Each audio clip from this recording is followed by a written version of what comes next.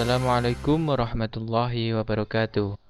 Salam sejahtera, Om Swastiastu, Namo Buddhaya, salam kebajikan.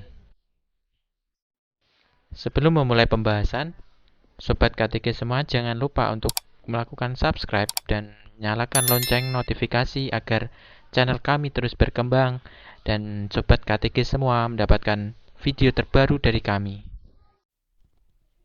Sobat KTG yang berbahagia, pada kesempatan kali ini kita akan melanjutkan pembahasan indikator 1 Pretest PPG dalam jabatan tahun 2022.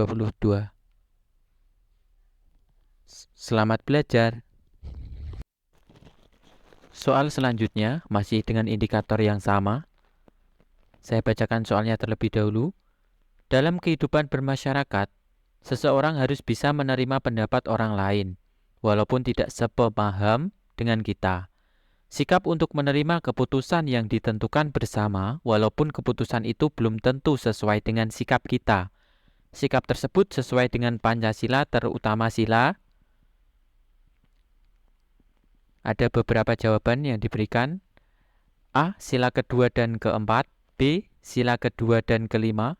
C. Sila ke-1 dan ketiga. D. Sila ke-1 dan keempat. E. Sila ketiga. Baik, coba sebelum saya melakukan pembahasan, bisa Bapak dan Ibu cermati soal yang sudah saya bacakan atau yang ada di tampilan. Dan coba Bapak dan Ibu memiliki jawaban terlebih dahulu sebelum saya lakukan pembahasan. Oke, dari soal yang sudah saya bacakan tadi, mari kita lakukan pembahasan. Untuk soal-soal seperti ini, saya akan memberikan sebuah catatan kecil untuk mempermudah Bapak dan Ibu semua dalam menyelesaikan soal-soal sejenis yang muncul seperti yang saya bacakan tadi.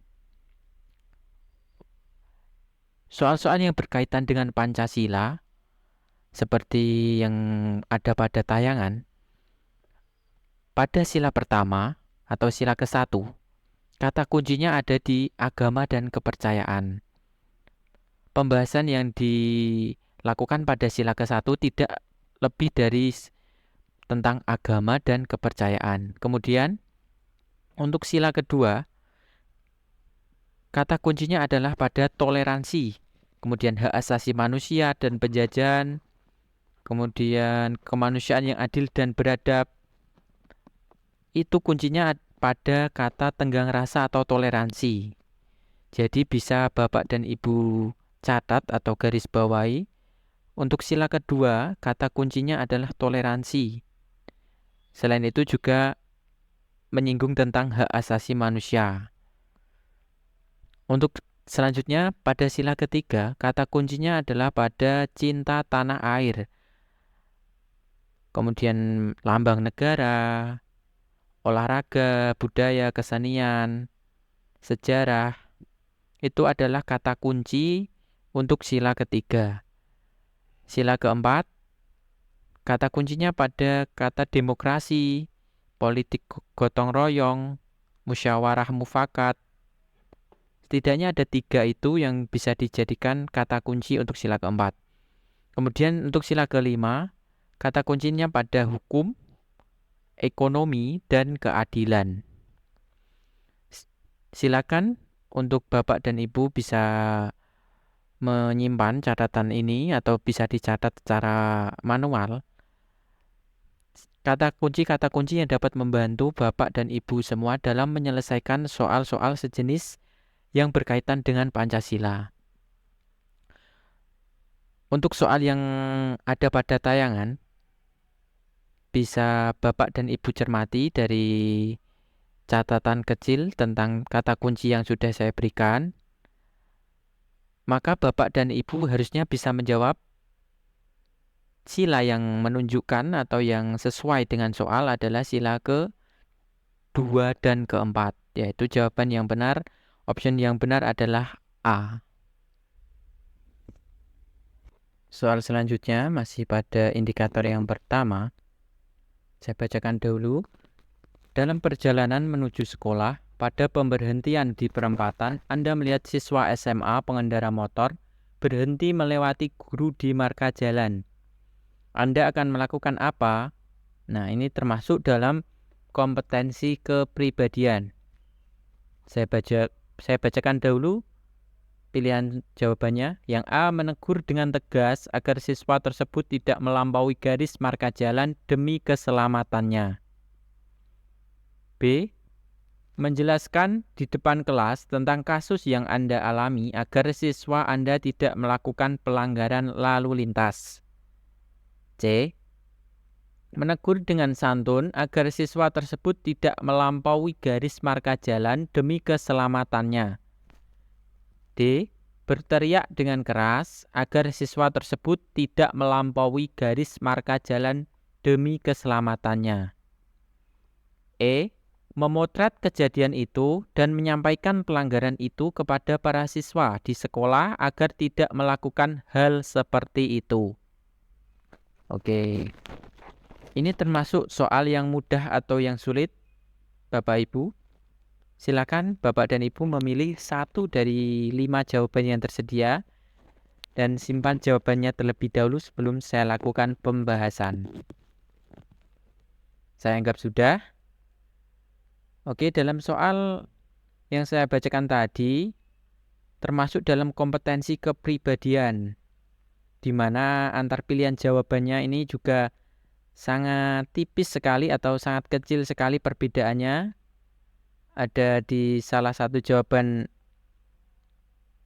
terdapat solusi tapi caranya yang salah, atau di jawaban yang lain ada cara yang benar tapi solusinya tidak mengarah pada kasus yang disebutkan dalam soal.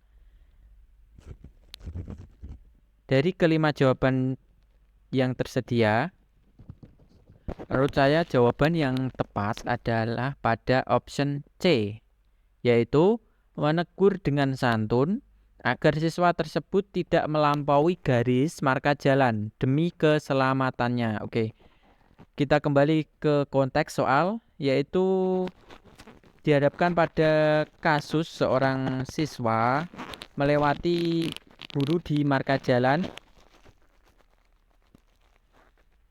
Maka penyelesaiannya bagaimana? Ya, kita memilih jawaban C. Kenapa? Karena yang selain jawaban C, mari kita lakukan pembahasannya. Yang A, menegur dengan tegas agar siswa tersebut tidak melampaui garis marka jalan demi keselamatannya. Oke, jawaban A ini sudah benar, tetapi ada poin-poin yang kurang mengarah pada soal, ya. Menegur dengan tegas. Nah, di sini menegur dengan tegas dilakukan pada saat di depan publik itu tidak pas, ya.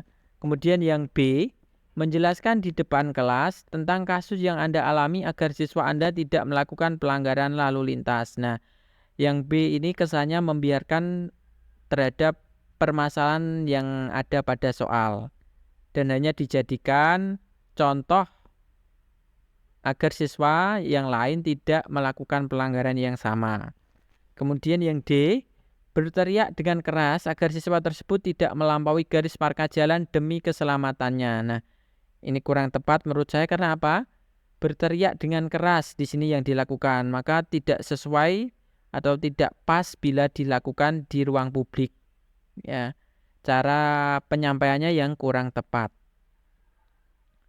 Untuk yang E, memotret kejadian itu dan menyampaikan pelanggaran itu kepada para siswa di sekolah agar tidak melakukan hal seperti itu. Jawaban yang E ini hampir sama dengan pilihan yang B, yaitu cenderung melakukan atau kesannya melakukan pembiaran terhadap permasalahan yang ada pada soal dan hanya menjadikannya sebagai contoh bagi siswa lain agar tidak melakukan hal yang sama.